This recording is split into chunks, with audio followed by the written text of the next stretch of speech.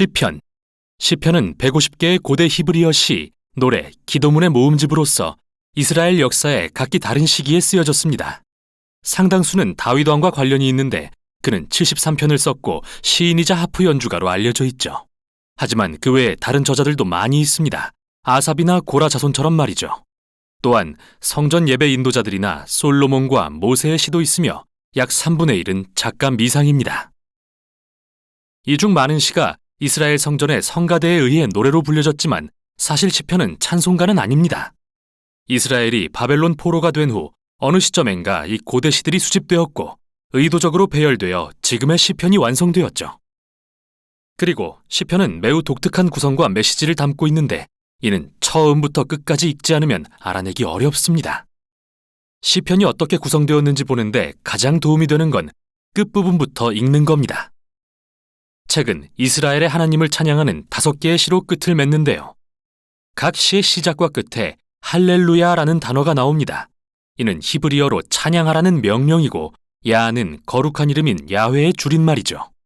이렇게 5부분으로 잘 배열된 것을 보면 누군가가 여기에 시편의 결론을 제시하는 것처럼 보이는데요. 여기서 의문이 듭니다. 시편을 누군가 의도적으로 구성한 흔적이 또 있을까요?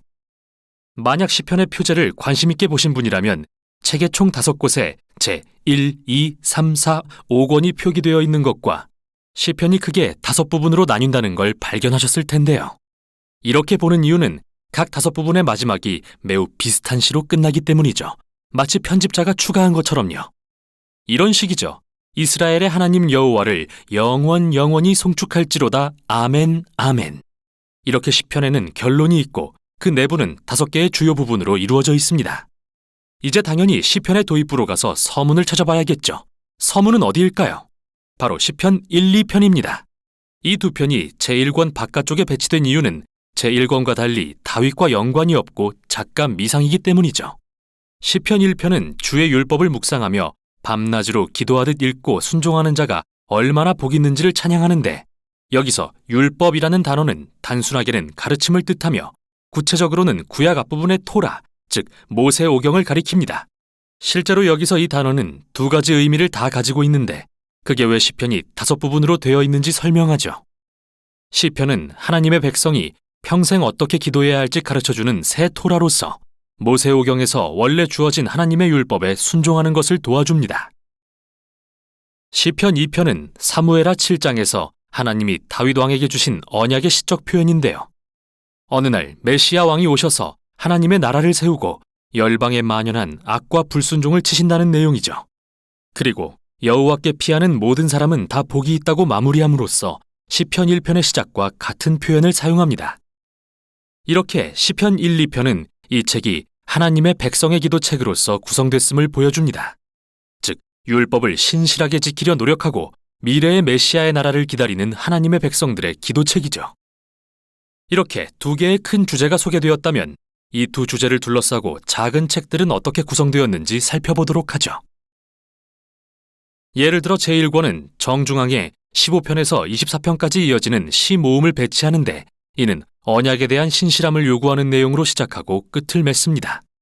다음으로 16편에서 19편은 이러한 신실함의 본보기로 다윗을 묘사하는데요. 그가 하나님의 구원을 바라며 간구할 때 하나님은 그를 왕으로 높이시죠. 여기에 상응하는 부분은 시편 20편에서 23편입니다. 과거의 다윗은 미래에 오실 메시아 왕의 형상이며 그도 역시 하나님께 간구합니다. 그는 구원받을 것이며 열방을 통치하는 나라를 얻게 될 것입니다. 그리고 이 시들의 중심에 시편 19편이 배치된 이유는 율법을 주신 하나님을 찬양하기 위함이죠.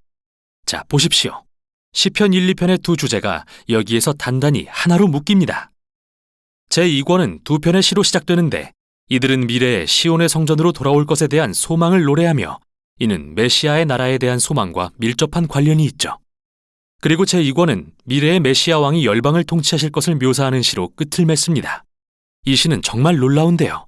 왜냐하면 예언서에 나온 메시아의 나라에 대한 모든 구절들을 반복하기 때문이죠. 그리고 이 왕의 통치를 통해 하나님께서 아브라함에게 열방을 복주시겠다 하신 약속이 성취될 거라는 말로 끝이 납니다. 제3권 역시 하나님이 다윗에게 하신 약속을 떠올리게 하는 시로 결론 짓는데 이번에는 포로된 이스라엘에 대한 것입니다. 이 시의 저자는 하나님이 다윗의 자손을 결코 버리지 않겠다고 약속하셨지만 이스라엘이 파괴와 포로됨, 그리고 다윗 왕국이 몰락을 겪은 것은 불순종의 결과라고 봅니다.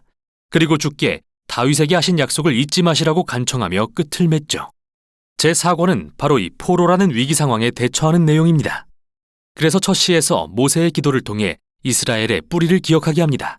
황금송아지 사건 이후 시내산에서 하나님께 자비를 보여주시라 구했던 기도 말이죠. 제4권의 중심에는 이스라엘의 하나님이 온 세상의 진정한 왕이심을 선포하는 시들과 나무, 산, 강, 모든 피조물이 그날, 즉 열방에 하나님의 공의와 그의 나라가 임할 그날을 찬양하는 시로 가득합니다. 제5권은 하나님이 그의 백성들의 울부짖음을 들으시고 어느 날 미래의 왕을 보내서 악을 물리치고 그분의 나라를 세우실 것을 확증하는 일련의 시로 시작합니다. 또 두 개의 큰 모음집도 담겨 있는데 하나는 할렐이고 다른 하나는 성전에 올라가는 노래로 불립니다. 각각의 모음집은 미래의 메시아의 나라에 대한 시로 끝을 맺는데요. 이 둘은 미래의 하나님께서 그의 백성을 출애굽 때와 같이 구원하실 거라는 소망을 품게 합니다. 그리고 바로 그 사이에 119편이 있는데요. 시편에서 가장 긴 시죠. 각 절의 첫 글자가 히브리어 글자의 순서대로 시작하는 형태이며 하나님이 그의 백성에게 주신 선물인 율법의 말씀에 대해 감탄하는 내용입니다. 자, 봅시다. 시편 1, 2편의 두 주제와 율법, 그리고 메시아가 모두 제5권에서 결합되죠. 그리고 이게 결론에 5편의 시로 연결되고요. 그중 가운데 있는 148편은 모든 피조물에게 이스라엘의 하나님을 찬양하라고 명령합니다. 그가 그의 백성의 뿔을 높이셨기 때문이죠. 여기서 뿔은 전쟁에 승리했을 때 들었던 소의 뿔의 비유인데 이 이미지는 사무엘상 2장의 한나의 노래에도 사용되었으며 시편 132편에도 등장했죠. 뿔은 미래의 메시아 왕과 악에 대한 그의 승리를 상징하며 이 놀라운 책에 어울리는 결론이라 할 수 있습니다. 그리고 시편을 순서대로 읽지 않을 경우 놓치기 쉬운 게 또 하나 있습니다. 시편에는 다양한 종류의 많은 시가 담겨 있지만 이 시들은 모두 애가 아니면 찬양시라는 두 유형으로 나뉘는데요. 애가는 끔찍한 세상에 대한 고통, 혼란, 분노와 시인 자신에게 얼마나 끔찍한 일이 일어나고 있는지에 대해 표현합니다. 그래서 이 시들은 세상의 잘못된 부분에 주목하며 하나님께 무언가 해주시라고 구합니다. 시편에는 애가가 참 많은데 여기서 얻을 수 있는 메시지는 이야말로 세상의 악을 대하는 우리의 타당한 반응이라는 것입니다. 여러분은 애가가 시편의 앞부분인 제1권부터 3권의 주된 내용이라는 것을 보시겠지만 집중해서 읽다 보면 찬양시도 가끔 볼 수 있다는 걸 알게 됩니다. 찬양시는 기쁨과 축하의 시이며 세상의 좋은 부분에 주목하죠. 그리고 하나님이 우리 삶에 행하신 일들을 이야기하며 주께 감사를 드리는 시입니다. 제4권과 5권에는 이러한 찬양시가 애가보다 많다는 걸 보게 되실 겁니다. 그리고 마침내 할렐루야의 5편의 시로 막을 내리죠. 이렇듯 애가에서 찬양시로의 전환은 심오하며 기도의 본질에 대해 말해줍니다. 시편의 가르침대로 메시아의 나라를 소망하려 할 때 우리는 세상과 우리 삶의 비극적인 모습을 보며 내면의 갈등을 겪게 되는데요. 시편은 그런 우리에게 삶의 고통을 무시하지 말라고 가르칩니다. 동시에 성경이 말하는 믿음은 미래를 내다보는 것이며 미래의 메시아의 나라에 대해 하나님이 하신 약속을 기대하는 것이라고 말이죠. 율법과 메시아, 애가와 찬양시, 그리고 믿음과 소망. 이게 바로 시편이 전하는 내용입니다.